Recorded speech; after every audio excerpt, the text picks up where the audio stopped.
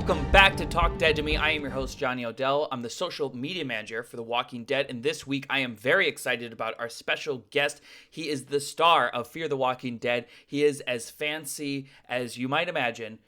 It's Colman Domingo. Yes, Victor Strand himself. I am so excited for you guys to listen to this interview. He has such a fascinating background that I was completely unaware of. Colman Domingo is just as elegant as advertised, and we are going to hear from him right now. One of the highlights of this pandemic, there's been so many low times of 2020, but it is honestly, and I'm not sucking up to you, it is Bottomless Brunch at Colman's. It is a really fun show that I needed, and you have honestly the best guests on it. Thank you, man. That's so beautiful to hear. They're all guests from my phone book, actually. I wanted to make sure Wow. Yeah, man. They were people who I believe I always have people over, outside of a pandemic. I'm always having people over for cocktails, brunch, you name it.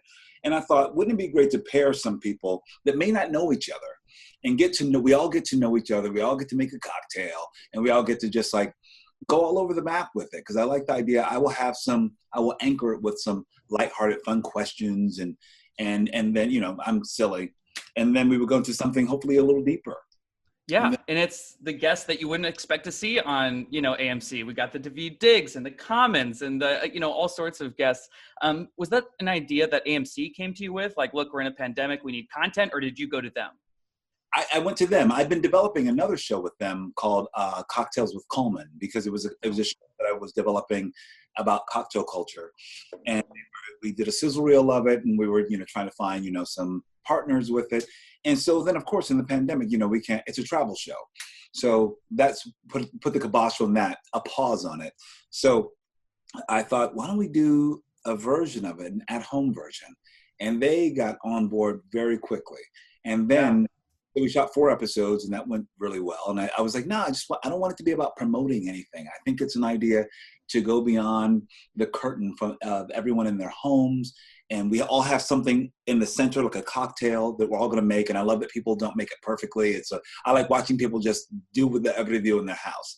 And I thought it was an opportunity to get people to know. I wanted to let audiences get to know the people that I know. You know what I mean? So in a way that they're not under a different sort of scrutiny eyes, promoting something. But I'm like, oh, this is the way I know. I know Colman to be very sweet and sincere and funny and tell great stories. He's not always just the politically woke, conscious poet. Yeah. I'm like, he's like, yo, Cole, what's up, man? I'm like, I want you to see. So I'm like, you will only see that guy if he's over at my house. So let me pair with somebody else who I know, like Yahya Abdul-Mateen, who plays superheroes and whatnot. And I was like, oh, he's like my little brother. I'm like, and I want them to know each other. So it is coming to my house for brunch, having a conversation, and then my hope is they become friends. You've said that if you had to describe Strand as a cocktail, you would go with a Scotch neat. I'm wondering if there was a cocktail you could associate with yourself, Colman, what would it be? Wow, that's good. I vacillate between being because I love gin-based cocktails and I love bourbon as well. But I feel like I'm kind of a classic. I really am like a bourbon black Manhattan. Okay. Yeah, because I feel like Amaro, because it's got a little spice and a little herbs to it. It's classic. It has some bite. It has some weight to it. And then, but also it's fun. It's like it's gonna feel like a mid-century house with a little sex appeal. But I think I like that. You're really painting a picture here. Here we go. Exactly. All right. Before we get into your bartending background, I just want to take it all the way back to West Philadelphia, born and raised. It sounds like it was a rhyme made like that. Right? I know. Is it true? I read somewhere that you went to high school with Will Smith. Is that true? We went to high school together. That's insane. We had gym class together. That was the biggest class we had together. I was in 11th grade. He was in 12th. And wow. Yeah, man. And then the last time I've seen him a few times since then. I remember we had some anchors of when we saw each other when I was working at El Torito, a Mexican restaurant on City Line Avenue in Philadelphia. And I saw him once he became, Will Smith and, and all that. And I was just like, we shared just, gym class stories. And then I've seen him later years, down the line, but he became like a superstar. He's huge. Yeah. I was gonna say, I wonder whatever happened to that guy. It's too bad. It, in my research, I was actually surprised to find out that despite all the amazing plays and work and movies and TV shows you've done, you actually weren't the prototypical theater kid growing up. No, not at all. I feel like I have no like real training for what I actually. I feel like I was pretty shy, pretty more into academics. Um, even in high school, the high school I went to, we had matriculating courses. Mine was Scholars Magnets. You had Scholars Magnets, Art Magnet, Music Magnet, and I was in the Scholars Magnet. It was all about going to college, going to grad school. And I think I wanted, in the yearbook, it says I was interested in business administration. I don't know why I chose that. I think it was a friend of mine wrote that down, that that's what she wanted to do. And I thought, oh, that makes sense, be in business. But there was always a curiosity in the arts. I was never in like high school plays or anything like that. I was in the book clubs, and I was in, I was on the school newspaper. And then when I went to college, I sort of like broke out in a way. I took an acting class, and it made me feel, something made me feel at home. I understood that I liked telling stories and figuring that out.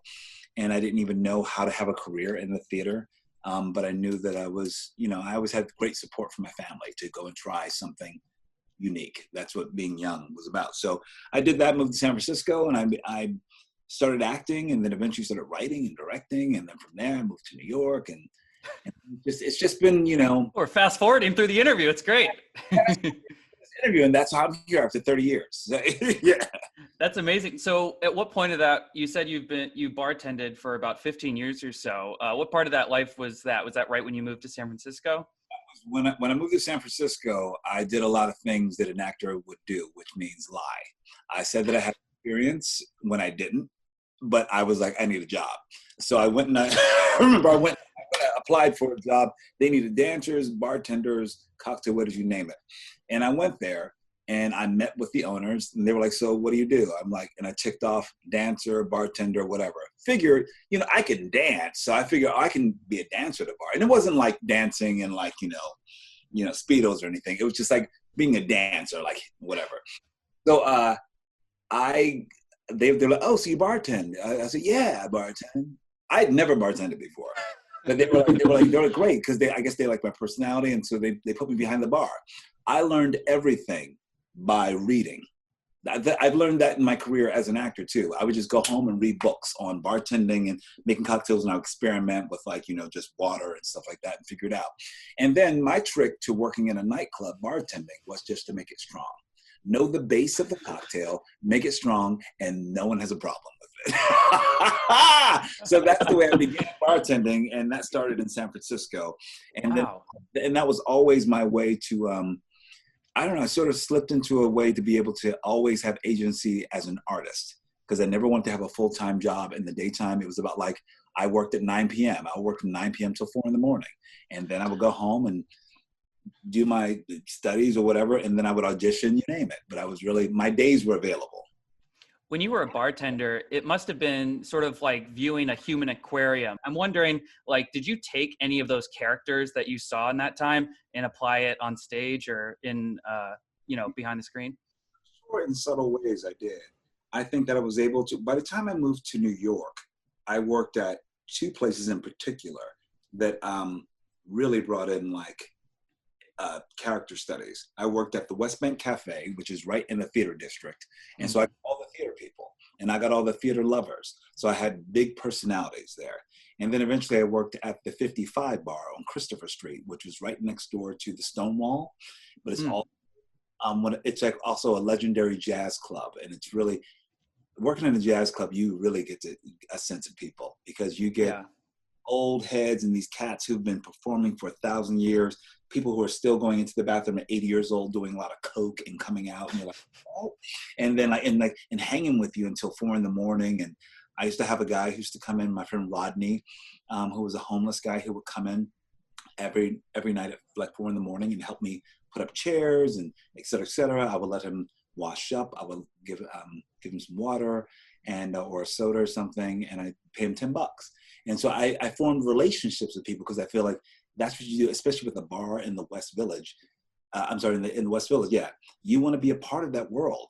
You can't just be in a silo. You have to know humanity, and there's no better way than over, in a bar and over a Yeah. cocktail. Do you have any tips for people that, bar etiquette when we're out of this pandemic in 2024 that, people may not know, but they should know? First of all, tip your bartender, period. Right. Bartender is king. Bartender will take care of you. Bartender will get your back. I think, and also because there have been a couple times, I must say that I've had to use a baseball bat to try to get people out of the bar at times. Because, really? Yeah, because people no one understands. Like, waiters can take shit. Bartenders will not. I don't know why, but as a bartender, you feel like you have even more agency, like you're running your bar. And so you have to be ladies and gentlemen. Or I don't give you a cocktail. I can tell you when you're cut off. I can tell you when you can have another. So that means you must get in line. And the people who don't, we might have a problem. I'm curious also, we're now going to move on to plays. When did you start writing A Boy and His Soul? I wrote A Boy and His Soul in 2004, actually. Okay. I started writing plays. My first play was called Up Jump Springtime. I wrote that in 1998. And I started writing because I think I have a lot of questions. And I think about work, I think that I'm not a person that would sit back and just get upset that certain work wasn't there. I felt the need to create it then. I think that what I'm write about it, write the characters that you want to see or the stories you want to see. So that's what I started doing. And then I started having some success with it. And A Boy and His Soul became it's kind of my second success. My first one was Up Jump Springtime. And I wrote that just for a small 50-seat theater. And then it became very successful. And then it moved up to the main stage the following year. But then that show let me know that I had something to say. And then A Boy and His Soul was a very private piece, because it was a piece that I was writing while I was bartending. And it was something, even though I was in the trenches of just trying to have some agency in my career, I always thought, I can write and create something while I'm waiting for that opportunity. And what was born was this play, A Boy and His Soul, which was about my relationship to soul music and family and transition and in crisis, and then what moves you through. And for my money, it was, it needed to be a solo show, because I feel like if I'm going to be honest if I want other people to be honest about their experience, I have to be very honest with my own and make it a shared catharsis. And so, yeah, that premiered first. And then I've been writing other plays like Wild with Happy and Dot. I wrote a musical for Broadway called Summer, the Donna Summer musical. I have another one called Lights Out, Nat King Cole that's on a Broadway trajectory. Another one I'm writing right now, literally I'll be writing today for the Young Vic in London, called, right now it's untitled, but it's using the Stax music catalog, which is like, Otis Redding. On A Boy and His Soul, Variety said you were a joy to watch, but they could barely hear you over your shirt. As you know, that's too. I wear loud print shirts. I was like, that makes a lot of sense. Even back then. I'm curious, after you do something so, sorry, go ahead. Even this, look at this. That's even loud. I want it to be loud. Dude, I can't wait. I hate, I won't get too much into it. I hate that it's like a 3-year process, elections in this country. And like in Britain, it's like 6 months and they're done. I just cannot wait for this, year to be over. But back to the show. I'm curious, like when you make something so personal, how do you feel sort of validated by it? Is it by critics? Is it by your friends and family? Or does it have to come from within? That's a great question. I think it's not, I will say immediately it's not from critics, because I think a lot of times, when I was a younger artist, I think that was validation, because that's what you want. You want the great New York Times review, and I've had those. You want acknowledgement with awards and all. But what really matters is doing the work. And I feel like I've tried to become an artist that is about the work, and it's less about criticism. I'm like, it's about audiences. It's about how you make people feel. It's about the conversations that people have afterwards.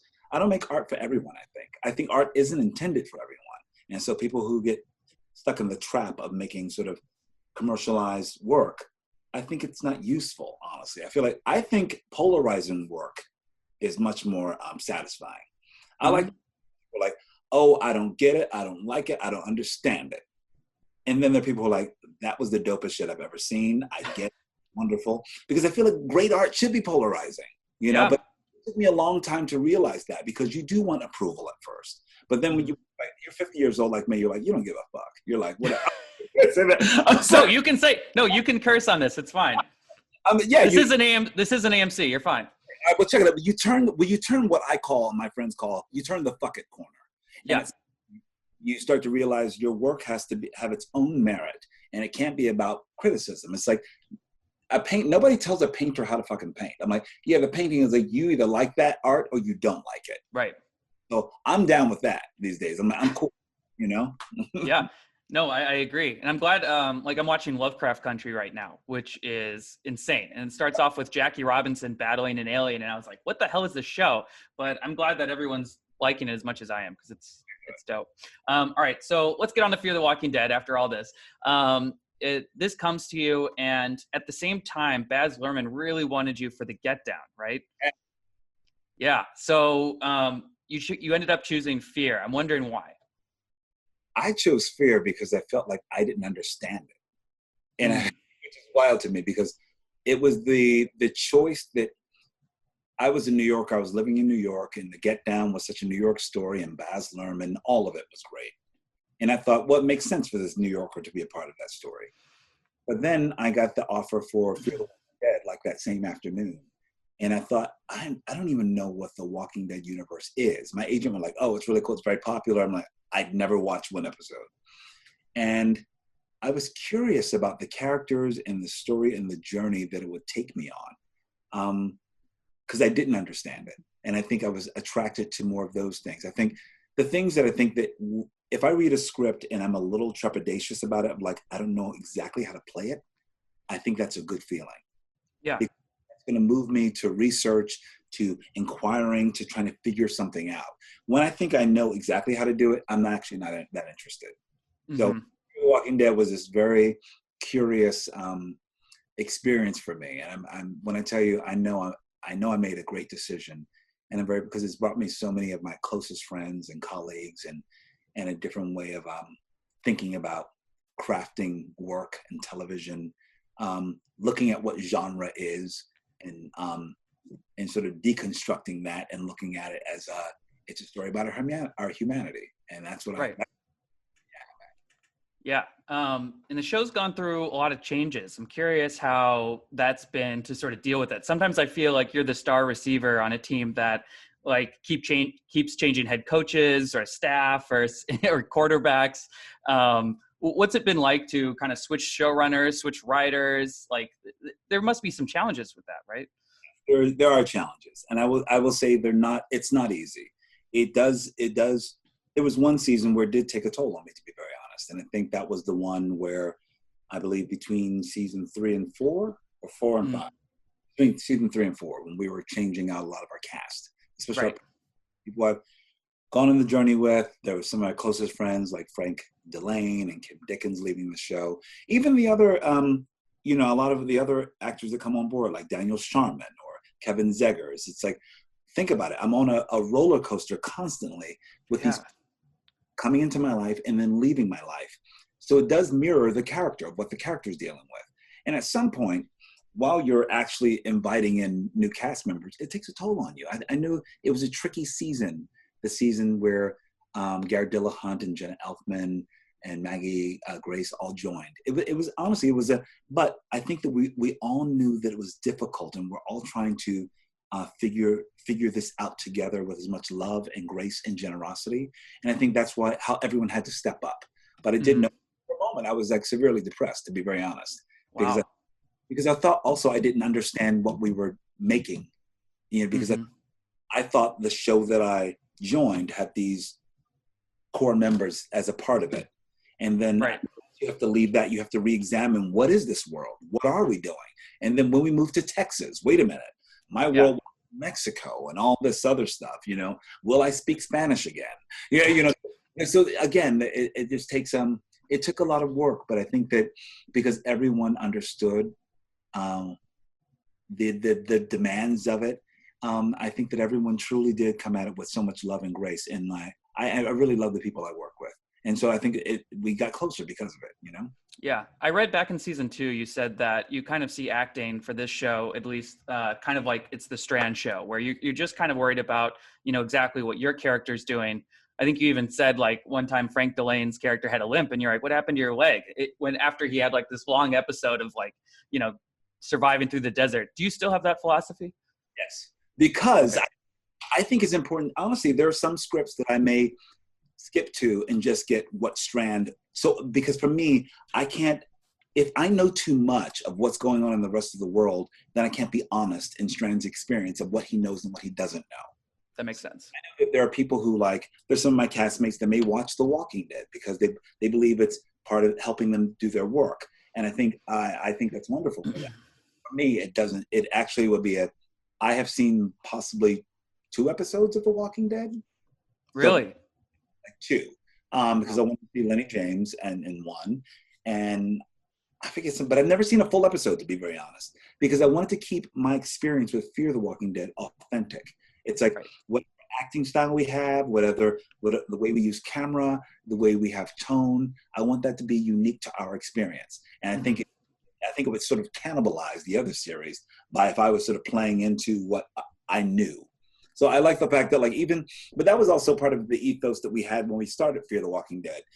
So I didn't know how the dead operated. So it was always fresh and new and in the moment, you know? Mm-hmm. Yeah. So this episode is going to air, of this podcast is going to air after episode 2 of Fear airs. And so I just watched that today. It's great. And it feels a lot different from season 5. In season 5, I'll admit, I wasn't sure sometimes where the direction was going, but now I'm seeing like the payoff from it, with Ginny's plan and everything. So I'm just curious, how do you think season 6 is different than the previous season? I think season 6 I honestly feel like it's very different than season 4 and 5, because we were on, I think that we were really under the lens of Morgan's philosophy, which I think is lovely and wonderful, but it also poses a challenge to the other characters who may think it can be boring though. Well, let's save everyone. Like that's, people want to see, You know what's kind of wild? Get this. The moment the pandemic happened, I understood Morgan's philosophy. I fought it even as a character and even as an actor, because I was like, wait a minute, really? Are we just all falling in line with this dude? I'm like, we all want to help people? That doesn't make any goddamn sense to me. I'm like, really want to have another wheeling and dealing some stuff? But I really thought about it. The moment this pandemic happened, the first thing we want to do is we want to figure out how to help each other and be our better selves. And I love that philosophy, but that philosophy is also challenged about how do we get it done? And I think that's what the end is this season. I think the other characters, because we all tried that way and we went as far as we could in that direction, and we realized that we can't do it one way. I think we can't go with one philosophy. You kind of have a little bit of all. You kind of have a little bit of cutthroat ruthlessness that Strand advocates for. And you need all that love and compassion as well. I think that our humanity is trying to struggle and fight with our better angels, and also fight with these other things that we know about ourselves. So I think that there is that. I think we need that argument. We need that underneath our characters as they struggle to find new ways of living. And I think you will in season 6. I think we're going to see people who we may have thought were close in ideology suddenly have a shift, Yeah. In this episode particularly, Strand and Daniel's relationship is, pretty far apart, strategically, of course, but, it's different. I'm really liking season 6 so far. Jenna Elfman told me a few weeks ago, name drop, that it is a really dark season. Can you expand on that at all? It's funny. I believe it is a dark season, but I also believe that it is a season where everyone is going for broke to have agency. And I think that's I don't necessarily think it's dark. I think it's necessary. I think everyone's trying to find their way out of a really tough situation and really trying to take care of others. But the way they have to do it, they have to go to some extreme measures that may not be in alignment with what they believe that their philosophy is. Mm-hmm. Was it nice to have an episode where it was mostly just you and Alicia? Oh, anytime I get to have an episode where it's mostly me and Alicia is great. I love working with her. That's my little sister. But also we've been on this journey together for 6 seasons now. Mm-hmm. And we know each other, and I think we know how to laugh really hard and get the work done. Yeah. So I think that because we're the two of us, we're like herding kittens. You know what I mean? Like, we're just and we dance around, but then we get the work done, and then we're able to go deep as well. You know? Right. Yeah. And you guys, like, going back to the sports analogy, you guys are like the veteran players who have kind of seen people rotate on the team, but you guys have been there since day one. With us in particular, we've never, because our Daniel went away for a moment, but like, It's been, at least we've been there for each other, and so and you got to break out your Spanish in this episode. Dude, yeah, you saw that, right? I did. That was really good because your father's from Belize, right? Yeah, and you had like a Guatemalan sort of background, or he did. Yes, exactly. So it comes to me. It's like I'm not. Would I say I'm fluent? No, but I know that like when we were living in Mexico, I was speaking much more fluently, and then the moment it goes away. But so now, whenever I get an opportunity, I'm going to, but also get help from my colleagues as well, because I got to give it up. I have Christina, who's in props, who is fluent, who just like helps me out. Ruben Blades helps me out as well. So it's not only my work that people are seeing speak that Spanish. It is a community. I wish more people knew about Ruben Blades. I mean, he is like giant. Like he is a giant celebrity abroad, and prolific. Actually, that's the word. Yeah, he's like ran for president of Panama. Yeah, right. Exactly. It's crazy. So I just want to go really quick to your directing. You joined the DGA, I think, in 2018, and you directed 2 episodes of Fear. I'm wondering, how wide is the gap? 3 episodes. Oh, I'm so sorry. I'm sorry. It's 3 episodes. I'm very sorry. The third episode. To get out of here. The third episode that you're going to see is mine. Okay. Cool. All right. So I wasn't totally off. I was like, wait a minute. I'm wondering how wide the gap is between acting and directing. I think it's not. For my money, I like the idea. Directing is very. The directing brain is what I value even more than the acting brain for some reason, because I love the idea of organizing and troubleshooting. Mm-hmm. Being a team leader and elevating your team and saying, yeah, we can do this, laying out the vision, and also, but just so hey, what do you do? What do you bring into the table? And so that's what I love to do as a director. It's a huge collaboration, and we have like masters and mistresses of everything that we do well in the industry on our set. And we have lots of toys to play with. And so that's a lot of fun too. So I think that is, that's a part of me that I love to exercise, and possibly even more. And as an actor, I love that, because even as an actor, I've never been the quietest actor. I've always been a collaborator. So I'm always asking questions about things that have nothing to do with my scene. It could just be about like, how do we do this well? How do we take care of each other? I feel like I've always been a producer in my mind too, Got it. Yeah, absolutely. Is it weird? Like, how do you direct yourself? You know what? I have yet to direct myself. I've always been in episodes. I've always directed episodes that I'm not in. But I think that's true. Yeah. I think I could though. Okay. I'm not afraid of that. I'm not afraid of judging myself and adjusting myself. Are you one of those actors who can watch yourself back multiple times? Or because I know like Andrew Lincoln famously he has not watched an episode of The Walking Dead. I can watch myself because I don't know anything about Andrew and his process, but mine is always just like, I don't have as much, how can I say, I do have a critical eye to my work, but I'm also not looking at myself cringing. I'm like, okay, that can be adjusted, that can be better. I just look at it as some clay, you know what I mean? Right. It's like, but with no ego attached. It's not like people are like, oh, I can't watch my own work. I'm like, I'm not gonna do it. I'm like, I can watch it. It's no problem, And plus you've done a one-man show, so that's probably like, you're like, okay, I'm over that, like, judging myself, like having to do that. No judgment of myself. It's more just like, I'm looking at the whole instead of just myself. Yeah. So are you back to filming? Because you guys still had a few episodes left of the first half, right? Yeah, we start filming in 2 weeks. We start filming the back half of the season, so 6B, so 8 episodes we have to do. How does that work with COVID? You know what? Beautifully. I was just on the set of Euphoria last week. Oh, is that filming? Yeah, we just filmed an episode. And so good. all the PPE and practices that are in place are very healthy and organized. And to be honest, I think it's much more mindful. Because a lot of times sets look like a shanty town. Yeah. And it's just a bit more organized and just about making sure things are clean, making sure we're safe, and taking our time. And I think that is possibly something we needed in our industry, because we were piling up the work on unimaginable hours. And I think that it's just not sustainable. I think that we were all doing it because we believed we had to, and that's the way it was. There were times I'm working 16 hours a day, and then getting a forced call and coming back into set with maybe 8 hours of a rest, 8 hours of a complete break. So getting home, showering, all that stuff, getting up, having breakfast. So you maybe 5 hours of sleep or something. So I don't think it's sustainable. I think that there's a huge reset happening. And I think it has to happen because of health, and to make sure focused on health and not just production. So I think that is a win for the entire industry. Yeah.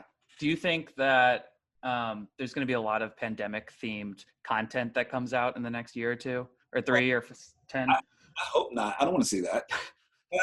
Right? I don't want to relive it. I don't want to live that. We've been living this shit. Nothing's fun when you're living it. The whole idea, I think our storytelling is going to be unique though, because ours is, a very different sort of apocalypse, and you really examine who you are in that, which I think is still an interesting character study. But I don't want to turn on the TV and watch a pandemic. Not at all. Not at all. I just imagine the next season of This Is Us is just everyone's going to be in masks and everything, and it's going to be like, oh God.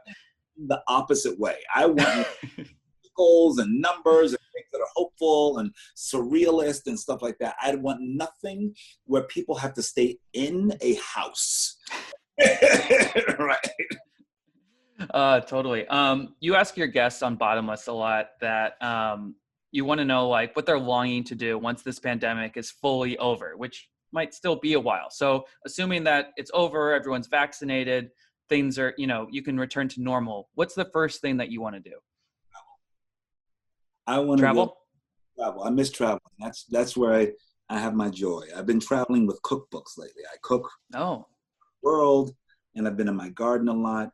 And I just want to get back out in the world, because I love going right before this pandemic, back in October of last year, traveled to 6 different countries, and with no plan either. I love just doing that. I love booking a flight to Vienna and just exploring Vienna, and then going from there to Berlin, there to Italy, go where the weather takes me.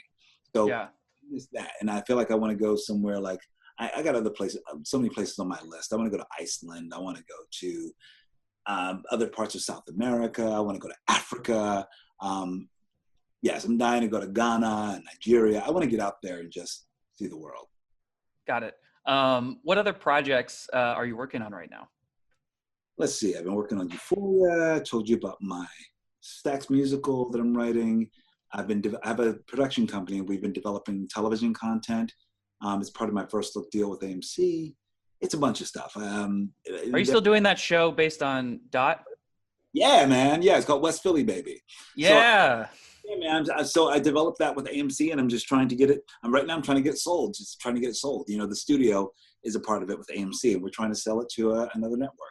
And what else we got going on? I got a bunch of things. I got some movies coming out. Some little movies named one called Candyman. Oh, I was so mad that it's not coming out this year. I was so looking forward to it. No, it'll be out next year, though. We want to make sure, because it really is a cinematic experience. So I think they want to hold off for that. I have another movie with Kelsey Grammer coming out at some point called God Committee. I have Ma Rainey's Black Bottom, which is coming out, I believe, in November. That was Chad Boseman's last film, and it was with Viola Davis and myself and Glenn Turman and Michael Potts. So that'll be out. That's a Netflix film. And then I also have a movie with Michael B. Jordan called Without Remorse that'll come out in February of next year. Yeah. Colman, you're killing it right now. And Zola will be out at some point soon. That was a big old Sundance darling, and that'll be out soon. And I'm also a jury judge for the Rain Dance film festival in London. Jeez, is there anything you can't do? Are there any hobbies that you actually want to take up? Now that you've done so much. Funny, I have so many hobbies. I still like. The funny thing is, as busy as I am, I make time for all that life stuff. I'm like I said, I'm in the garden. I'm cooking. I'm having some friends over, socially distant, and I don't know. I feel like anything I'm curious about. But the blessing is, a lot of my career, I don't know, things that I do, like writing, that's also my hobby. It's like, that helps me relax. I'm like, oh, let me just write a new play. So you must be feeling pretty fulfilled. I think, what, that's a great question. I like to think so. I think because, and it's not even because of career stuff. It's because I also have a lot of love, and I have family, and the things that are really important, the things you actually work for, that's what I've been able to have. And I think that's what I keep in my heart, even like during these times. It's like, I have time to go and hop in a pool because I have a pool, and I don't take any of it for granted. You know what I mean? I know that things could be different. This could have happened at a different time, different circumstances, and I have my health more than anything. I think the baseline things that are the most important have come to the surface. Do I give a shit about clothes and looking cute on Instagram? Absolutely fucking not. Do I give a shit? Like, it really helps you figure out what the fuck do you actually give a shit about. I give a shit about my health, about family, about being kind, about being generous, about taking care of others more than anything. And then putting something into the world that I believe is going to move the dial on our humanity. If I do that, I'm pretty damn fulfilled. Well, I think that's a perfect way to end, Colman. It's been a delight talking to you. Thanks for sharing, your background and your work. I'm excited to see more of you in Fear. I'm excited to see your directed episode and then Euphoria. You have so much coming up. It's exciting. So very much. Good to talk to you, man. Absolutely, man. Have a good rest of your weekend. And that's a wrap on Talk Dead to Me this week. Thank you guys so much for listening. I hope you enjoyed that interview with Colman Domingo. I'm going to be putting up some video clips from the interview later this week, so make sure to stay tuned to the Skybound YouTube channel. Anyway, we will see you next week with another amazing guest. Until then, stay safe, wear a mask, happy birthday to Nate.